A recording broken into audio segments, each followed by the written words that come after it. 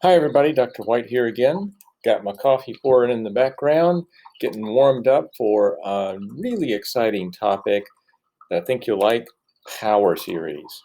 So this topic builds on our considerable knowledge of infinite series that we have acquired so far, but it brings us into some exciting new vistas. So what I'd like to consider is a new kind of function of a real number x. So I'm calling it capital F of x here. You may associate capital F of x with antiderivatives. I don't really necessarily mean that here, not at all. Just a function of x. But here's the formula for the function.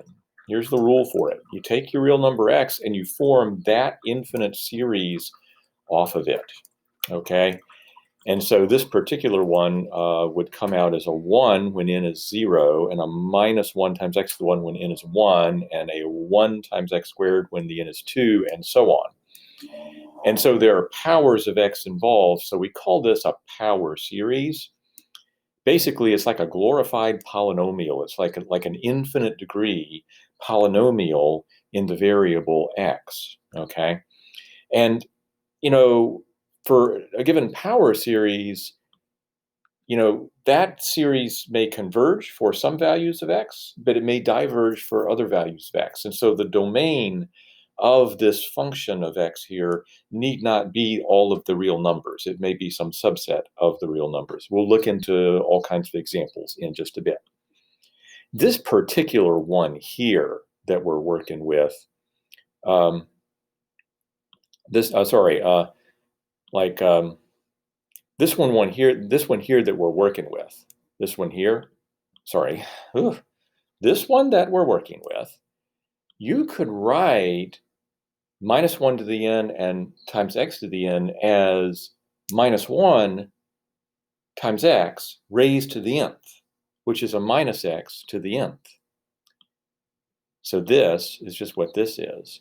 And you could like stick a little 1 outside just for fun.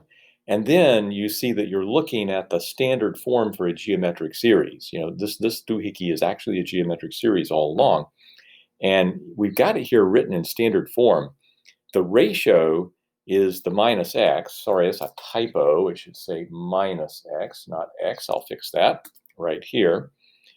And so it's going to converge to the constant, the 1, over 1 minus the ratio term. So that's 1 minus a minus x. That's 1 plus x, as long as the absolute value of the ratio term is less than 1. That is, when the absolute value of x is less than 1, because the absolute value of x and the absolute value of minus x are just the same, okay? So this one here, we can actually see, this function does not have a domain that's all real numbers. It's actually just going to have its domain be the real numbers between minus 1 and 1. And we even have a formula, what we call a closed form formula, no infinite sums there, just a closed form formula for what it converges to. That's going to be unusual. Most power series aren't that easy to figure out. Let me go ahead and give a more formal and general definition for power series, but let me get my coffee first.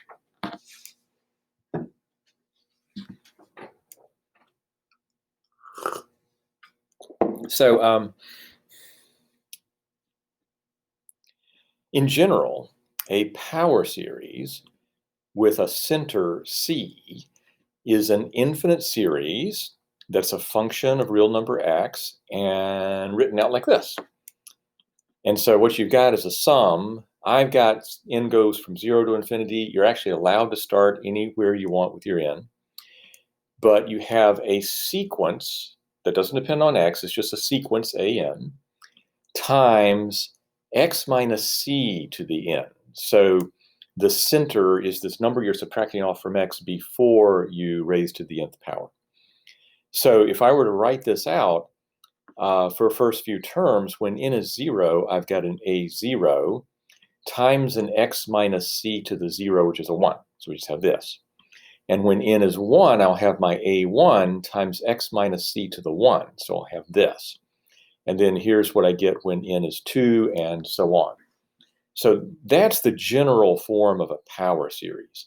You take any sequence an that you like, and you multiply its terms by powers of x minus c, and you get this power series centered at the number c. Why do we call c the center? You'll see in a minute. So more examples of power series. I just want to first verify for you that this first example that we looked at really does meet this definition of power series. The reason is that you can think of the x as x minus 0, okay? And so then your sequence is the minus 1 to the n, and then you've got your powers of x minus c, to the n. It is going to be very, very common to have a center of 0. The vast majority of the examples that we're going to work with in this section have a center of 0. And so you're just going to see things that look like powers of x, like this, not, powers of x minus a visible number c, okay? But really the center's at 0. Here's an example where the center is not 0, it's 2. So it's g of x is this series, and I've written out the first few terms, and so we'll just guess at how to write the series in summation form. I'll try sum n goes from 0 to infinity of an times x minus c to the n, where I'm going to say that the c is a 2, so I can capture these x minus 2 powers. But I got to be a little careful with how I talk about my an. I definitely see a pattern here of increasing numbers in front of the powers of x minus 2.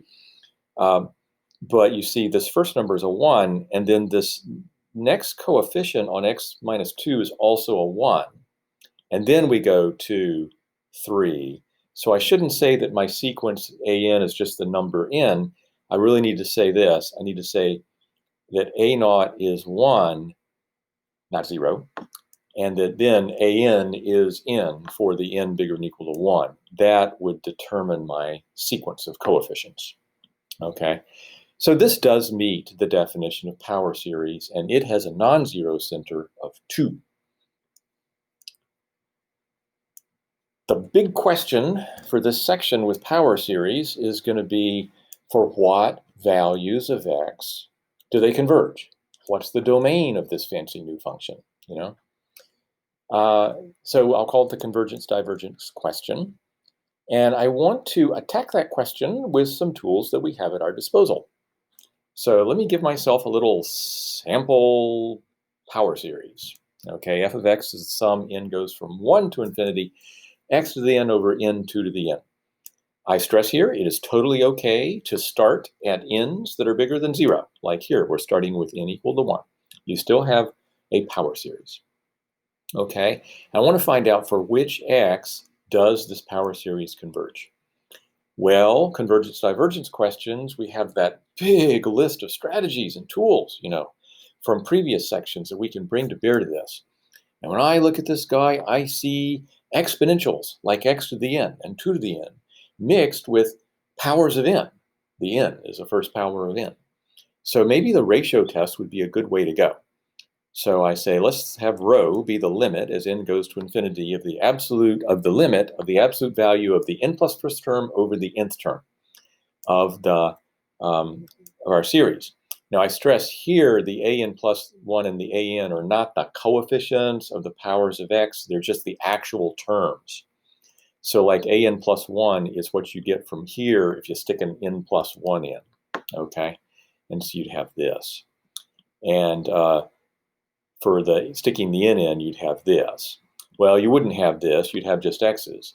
But you've got to take the absolute value of all this, and when you take those absolute values, the n plus 1 and the 2 to the n plus 1 are positive, the n and the 2 to the n are positive, so they're equal to their own absolute values. But the absolute value of like an x to the n plus 1 just has to be written as the absolute value of x to the n plus 1. Same for down here. Okay. And we're now looking to see what this limit is going to be. There's an excellent chance that this limit is going to depend on x. But let's check it out. Well, we move everything around as we know how to do with these ratios and fractions. And we cancel out what we can. And we come down to this. And we take that limit, well, this little piece is going to 1. This little piece here doesn't depend on n. It stays at absolute value of x over 2 as n goes to infinity. And so the result is absolute value of x over 2. That's what rho is, okay? Now, the ratio test says that the series is going to converge absolutely if the rho is less than 1. So I'm really interested in that. So I ask myself, when is absolute value of x over 2 going to be less than 1? Well, multiply both sides by 2, and I'll have absolute value of x is less than 2, which is to say that x is within 2 units of 0, okay? And so x is minus 2 to 2. And this is actually where the series is going to converge absolutely. I think at this point we can start to see why they call the C a center. You know, this power series here, the C, the center is a 0. That's like an x minus 0 to the n. And look at this. The number 0 is in the center of the little interval where we found that the series converges absolutely. Okay. The ratio test also says that when the rho is bigger than 1, the series is going to diverge. So when the absolute value of x is bigger than 2, the series will diverge. Well, absolute value of x bigger than 2 means that x has got to be more than 2 units away from 0. So it could be like less than a minus 2, and it could be more than a 2. That looks suspiciously like a square bracket, but I really, I'm trying to write it as an open parenthesis so that you're not including the number 2. So I'm going to mark that a little more clearly on the paper there. That's a parenthesis too. So for the d's that are, for the x's that are less than minus 2 or bigger than 2, the series diverges. There's still 2 real numbers where we don't know what the series is doing. And that's x is 2 and x is minus 2. Because those would be places where the rho would turn out to be a 1. And the ratio test doesn't determine those things for us. So let's check those out individually. What if x is 2? Okay.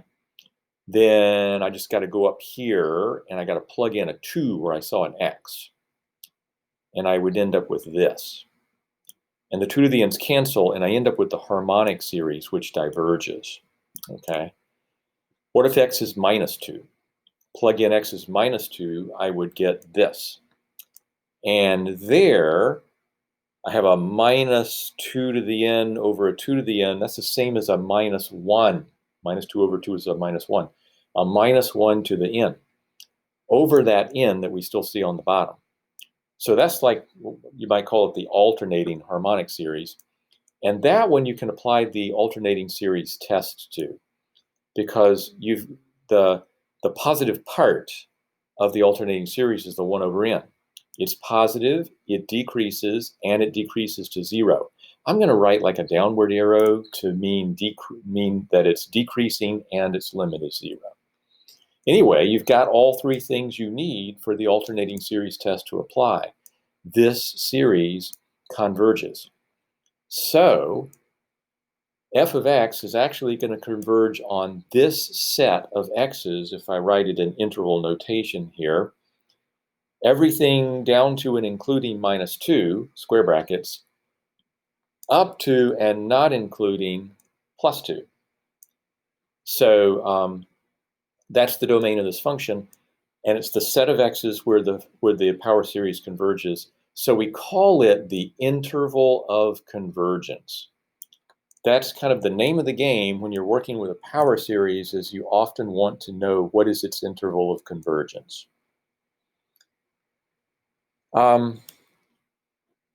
This always happens. Now, what do I mean? I mean something like what we just did always happens.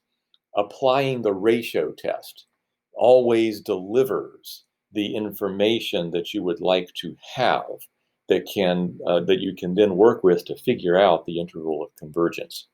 There's a theorem that tries to make this precise in general. It's called radius of convergence, and I'm going to approximately state it the way the book states it. Take every power series that you can write like this.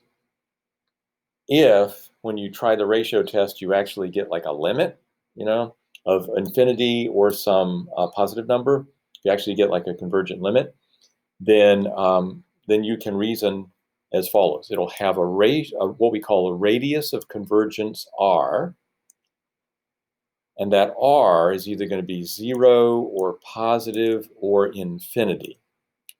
And that radius of convergence is determined by applying the ratio test and getting the rho. And we will find that radius of convergence is it's inversely related to the rho. If the rho number is infinity, the radius of convergence is 0. The series will only converge when x is equal to its center at C. If the rho is some finite positive number, if the rho is some finite positive number, then the radius of convergence will be a finite positive number, and you'll find that the series converges absolutely for all of the x's between the center minus the radius of convergence and the center plus the radius of convergence. It'll diverge for x's that are outside of that little interval. As far as what happens at C minus R and at C plus R, the ends of that interval, that's unknown at the moment. You have to look at your particular series and analyze both possibilities. A third possibility is that the rho in the limit in the ratio test might limit out to 0. And in that case, the radius of convergence is infinity. And what I mean is that this series converges absolutely for all x's above and below C and including C. Okay, so it's like infinite radius. So what we need to do, though, is we need to try out some examples where we are actually finding this radius of convergence in each example off of the results of the ratio test so that you can really understand what's going on. So let's get to it. What's the interval of convergence of this? For what x's does this converge? So we try out the ratio test. We try to find our rho first, and that's this limit. And so we've got, when we take absolute value signs, we can work those inside to the powers on x there, the x minus 5 and the x minus 5 here will have absolute values around them. Everything else is positive numbers already. We rearrange things like we've learned how to do. We cancel whatever we can. We come down to this. And once again, n over n plus 1 is going to a 1. And so the rho works out to be absolute value of x minus 5 over 4. What we want to do is starting from that rho, we want to get our radius of convergence. The radius of convergence, you can get it this way. What you do is you take the inequality, rho less than 1, and you solve that for the absolute value of x, or you solve it for x as best you can. I think here I should say you should try to solve it for the absolute value of x. I think here the best thing to say is solve this for the absolute value of x minus 5. So I will find this and write that down.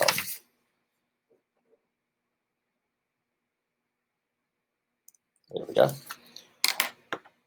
So I multiply both sides by the 4, and I get absolute value of x minus 5 is less than 4. The 4 is going to be our radius of convergence, okay? Because x minus 5 has to be between minus 4 and 4. Add 5 to both sides, and x has to be between 1 and 9 in order for the rho to be less than 1. That's the range where you're going to get your absolute convergence for the series. And you can see why the R is considered, why you can see that 4 is considered to be the radius of convergence here. Because if you look at the interval from 1 to 9, 5 is right in the middle of it, and you go 4 units each way, and you get back to the 1 and up to the plus 9. So the radius of convergence is always going to be found like on the way to figuring out what x's this series converges absolutely at. Well, okay, we now know absolute convergence if x is in there. We also know divergence if x is less than 1, and divergence if x is bigger than 9. But we don't know the endpoints because those are places where rho is 1 and the ratio test fails us. So we check them. Check when x is exactly 1. And so I've just plugged in x is 1 here. So now I get a minus 4 to the n over a 4 to the n. And I got a minus 1 to the n still up here. I'm going to multiply these together, and that's the same as a minus 1 times minus 4 raised to the nth. So that's a 4 to the nth. And then there's a bunch of cancellation, and I'm left with the harmonic series again that diverges. And when I try the other endpoint, x is 9, then I've got right here a 4 to the n, which is going to cancel this 4 to the n down here. And now I've got that alternating harmonic series, and that's converging by the alternating series test, as we have seen already. And so our interval of convergence is everything bigger than minus 1 up to and including 9. Open parenthesis, square brackets, open parenthesis excludes the endpoint, square brackets includes it in the interval of convergence. Okay, let's try this again. So we're going to look at a series. We're going to figure out where it converges. So this really comes down to finding that radius of convergence and the interval of convergence that you really need to check the endpoints first out. So here's the power series. So here's our setup for the ratio test. And here we are rearranging factors. And now let's think about this. There's cancellation here, leaving just an absolute value of x. And you'll remember from very recently that n plus 1 factorial can be factored as n plus 1 times n factorial. And so there'll be cancellation with the n factorial on the top, and you'll only have a 1 over n plus 1 left out of that. And so when we look at the limit of that quantity, the absolute value of x stays the same, 1 over n plus 1 goes to 0, then rho is going to be 0. It's going to be 0 no matter what x is. Now remember, when your rho is less than 1, your series converges absolutely. So this result is saying that this series converges absolutely no matter what x is. So we say that the radius of convergence is infinity, okay? When your rho is 0, the radius of convergence is infinity. And that series is going to converge absolutely for all x's. I mean, you could say the center of the series is at 0, but it doesn't really matter what you say the center is. This is converging at all x's. If you had to write the interval of convergence, I guess you could go parenthesis minus infinity, comma, infinity, close parenthesis. Okay. Not open, sorry. Yeah, parenthesis.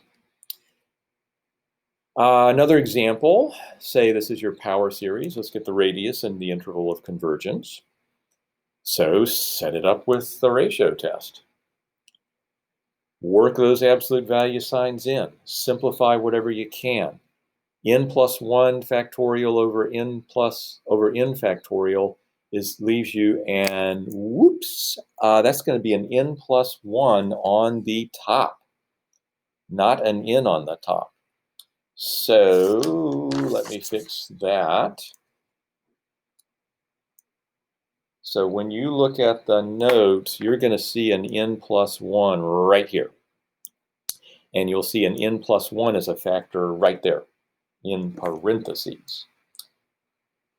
n plus 1 in parentheses, right there. This cancellation gives you this absolute value of x. Anyway, this time, n times a constant, or n plus 1 times a constant, is going to infinity as n goes to infinity. And it's doing that no matter what x is. So no matter what x is, your rho is bigger than 1. So no matter what x is, this series is diverging. Well, I should point out there's one exception to that statement I just made. What if x were 0? If x were 0, that number would be a 0. Okay? And then the limit of n times 0 is just the limit of 0, which is 0. So, that's not quite right. It's not no matter what x is.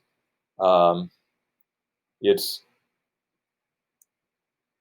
as long as x is not 0. Okay? So everywhere except where x is 0, your rho is going to be less than a 1. So, your rho, everywhere except where x is 0, your rho is going to be bigger than 1. So the series is going to diverge everywhere except at that x is 0. So the interval of convergence is like just the number 0. I guess you could write it as close brackets 0, comma 0, then the end of the closed brackets, just to capture 0 if you had to.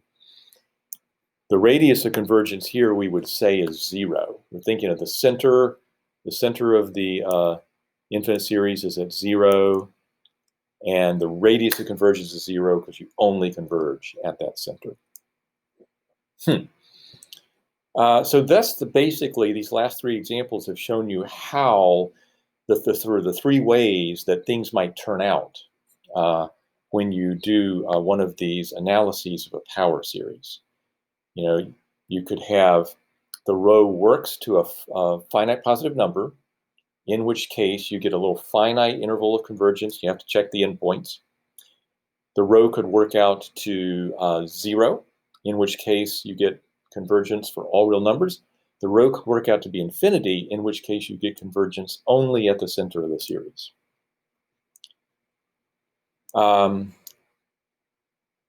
Let's try this one just for one more little bit of practice, because this one does not have a center at 0, and I feel like we should work on one like that. So this one has a center at 2. Let's get the radius and interval of convergence. So rho, set up, work with your fractions, take the absolute values, cancel what you can. And I got n plus 1 over n times absolute x minus 2. That's absolute x minus 2. Find out, when is that less than 1? This time the radius of convergence is 1, because there's like no number at the bottom I got to multiply both sides by in order to find the absolute value of x minus 2. It's just already there. So x minus 2 is between minus 1 and 1. X, therefore, is between 1 and 3 when you add the 2 to all three quantities. So again, look how you can see that the radius of convergence is 1. The center of this interval is at 2. That's halfway between 1 and 3.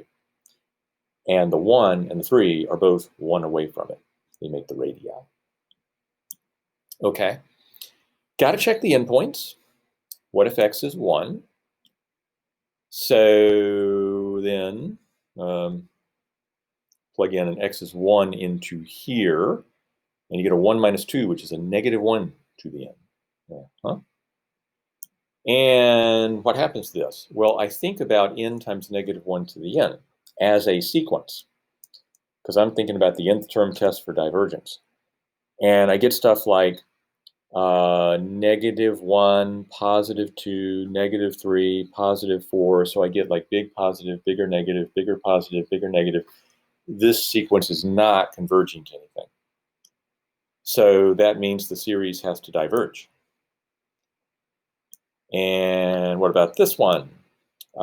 This time the sequence, so this is when x is 3, and 3 minus 2 is a 1. And so now when I'm looking at this infinite series, again thinking of the nth term test for divergence, I got to check, does this sequence inside converge to 0? Well, it doesn't. This time it converges to infinity. So again, we get divergence. So the series converges only on that open interval. That's the interval of convergence. The 2 is the center, and you can see how the radius of convergence is the 1. Let's try one more example. This one here, you have only even powers of x, okay? And so, but you can still count this as a power series because, it's the sum, n goes from 0 to infinity of, x squared to the nth power. X to the 2n is the same as x squared to the nth power. Totally counts as a power series.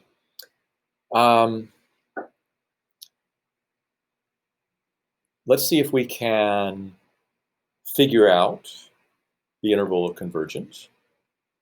Well, I'm still going to use the ratio test, always do.